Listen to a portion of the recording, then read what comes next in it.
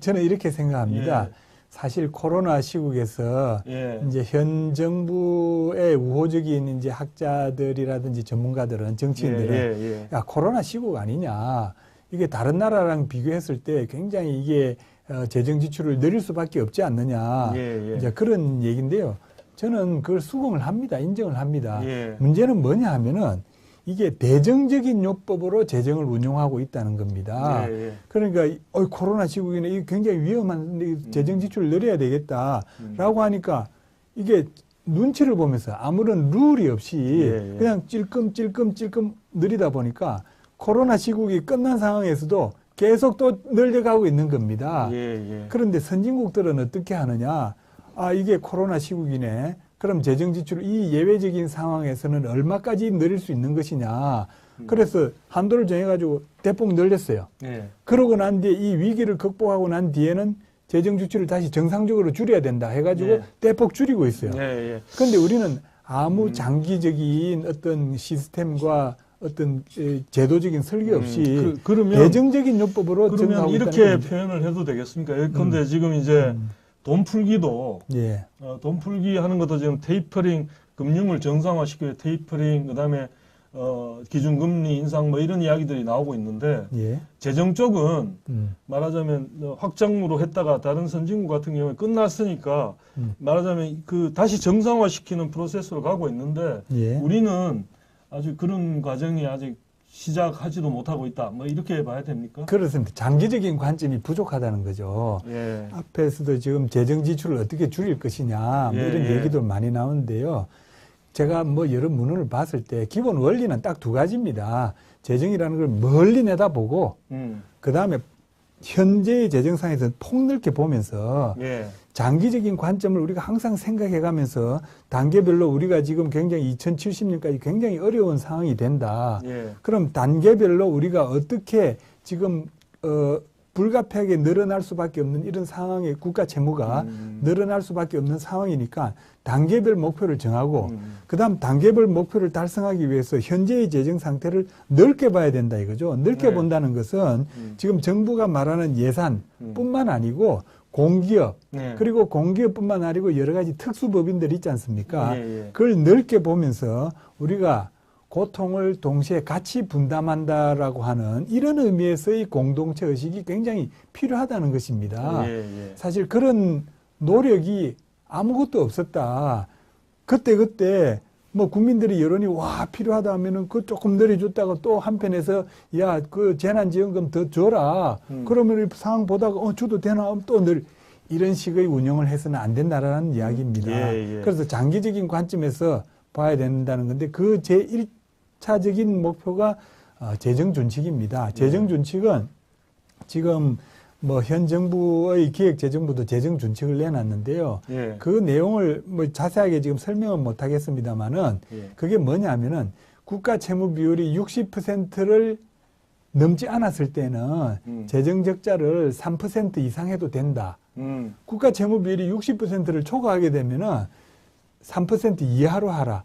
그런 의미가 담겨 있는 거예요. 그 곱하기 계산 방식이기 때문에. 그건 무엇을 의미하느냐. 지금은 국가 채무 비율이 60%까지 안 되고 있잖아요. 재정 적자를 3% 이상 우리 하겠습니다에 대한 명분에 불과하고요. 다음에 국가 채무가 늘어나가지고 재정 적자 비율이 줄여야 될 때는 그거는 뭐 다음 정부 아니면 다음 세대가 알아서 하세요. 다 이런 식이다 이거죠. 어떻게 현재 세대가 미래 세대에 대해서 우리가 솔선수범을 보이지 않는다면서 재정의 건전성을 걱정한다고 말할 수가 없는 거죠. 조금 더 한마디 말씀드리면은 우리가 60년대, 70년대에 경제개발을 할 수 있었던 이유는 다들 많은 사람들이 나는 못 먹어도 우리 다음 세대를 위해서 교육을 시킨다는 거였지 않습니까? 결국은 우리 국민들이 마음이 미래에 대한 대비 그리고 우리 대한민국이 번영을 함으로써 느끼는 어떤 자부심을 우리가 느껴보겠다. 우리 김희석 박사님도 그러셨죠. 대학교 다닐 때 우리가 일본을 한번 능가해보는 그런 나라가 되고 싶다는 생각 해보셨죠? 우리도 했습니다. 우리의 꿈이 그거였습니다. 그런데 지금 하는 거는 재정 문제에 있어서는요. 일본의 재정을 그대로 따라가고 있습니다. 일본 따라가면 안 되는 거죠? 안 되는 거죠. 왜냐하면은 예, 예. 지금 우리가 다행스러운 것은 일본은 1980년대부터 국가 부채 비율이 굉장히 늘어났어요. 예. 그때는 그때는 전 세계적으로 장기 재정 전망을 통해서 국가 재정을 전략해야 된다는 생각이 없었을 때였어요. 예, 예. 그런데 우리는 지금 노무현 정부 때 뭐 저렇게 2030 비전 2030이라고 그때 했지 않습니까? 예, 그게 예.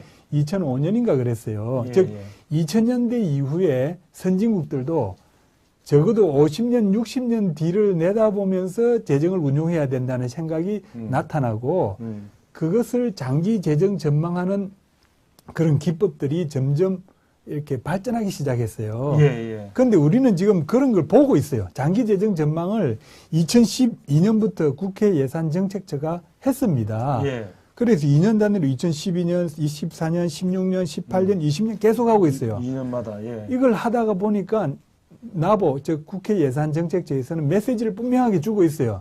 우리나라 국가재정 지속 가능하지 않습니다라고 국가기관이 이런 경고를 자꾸 내세우고 있어요. 예. 사이렌을 울리고 있어요. 예. 그런데 아무도 여기에 대해서 관심이 없어요.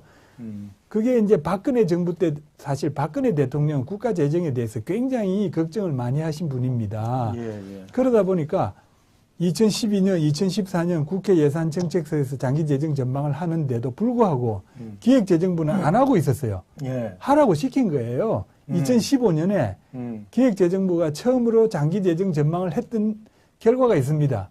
2015년. 15년. 예. 거기서 뭐라고 했느냐. 일반 재정은 예. 즉 사회보험을 제외한 분야, 나머지 분야는 우리 지출 구조 조정하면은 겨우겨우 지속 가능할 것 같으네요. 예. 그런데 사회보험, 국민연금, 공무원연금, 군인연금 여러 가지 보험들이 있잖아요. 건강보험 거기까지 이런 포함한. 이게 지속 불가능하다라고 기재부가 입장에서는 조심스럽게 얘기를 했어요. 예, 예. 그래서 재정준칙 하자고 논의를 하다가 갑자기 뭐 적폐청산 이야기가 나오면서 없어져 버린 거죠. 예.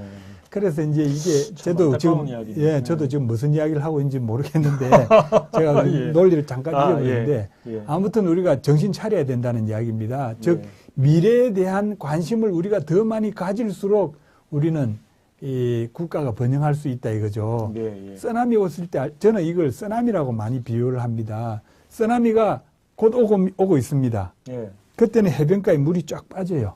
예. 그렇죠? 물이 쫙 빠지니까 갑자기 평지가 보여요. 예. 지금 우리가 그런 상황이에요.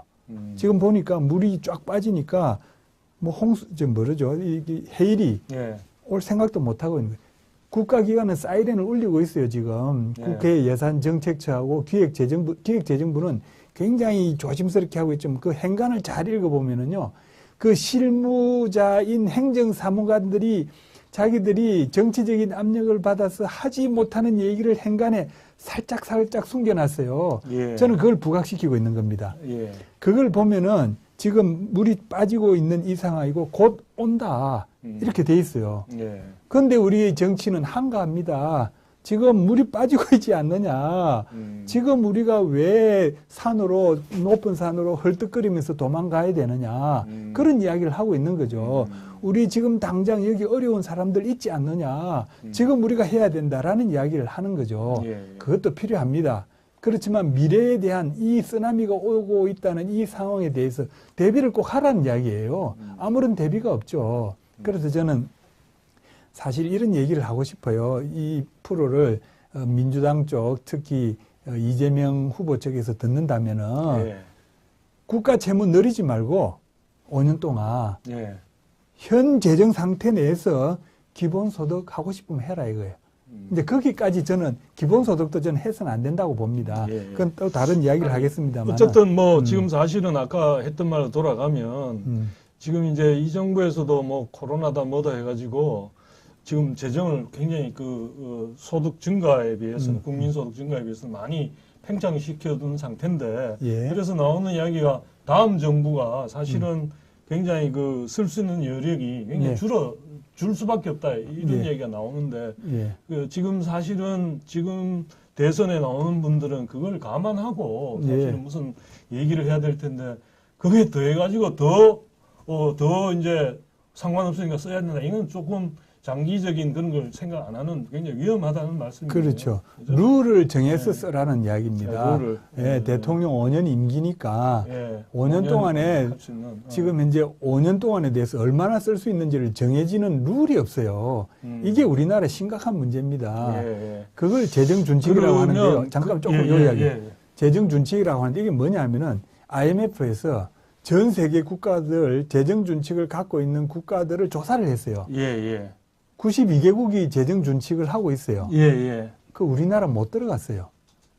음. 이런 상황을 그게 좀 그 왜 지금 우리가 뭐 보면 K 뭐 예, 하고 K 그 방역 뭐 잘한다고 뭐 한참 K, 예. K 뭐 재정 준칙 입장에서는 전 세계에 92개국 내에도 들어가지 못하고 있어요. 재정 준칙에서 예. 그리고 그게 그러면은 뭐 OECD 국가 가운데는 한 두 나라 그 터키하고 한국만 안 하고 있대요. 그런데 우리 OECD 국가들 중에서 터키는 조금 미심쩍은 국가 경영이 어쨌든, 조금 어쨌든, 그렇잖아요. 그리고 아시아 국가들에서도 몽골도 하고 있는 조사가 돼 있어요. 몽골, 홍콩, 싱가포르, 지금 기억이 안 나는데 인도 몇 개국 일본도 들어 있어요. 예. 근데 우리 생각할 때 그럼 일본이 들어 있으면 그 문제 있는 거 아니냐? 그 IMF 조사가 저는 그 생각이 들어가지고 넘겨봤어요. 예. 일본은 나름대로 지출 증가에 대해서 준칙이 있었어요. 예. 근데 아베 수상이 그걸 없앴다 하더라고. 그런데 그게 2015년까지 예. 조사된 내용이에요. 예, 예.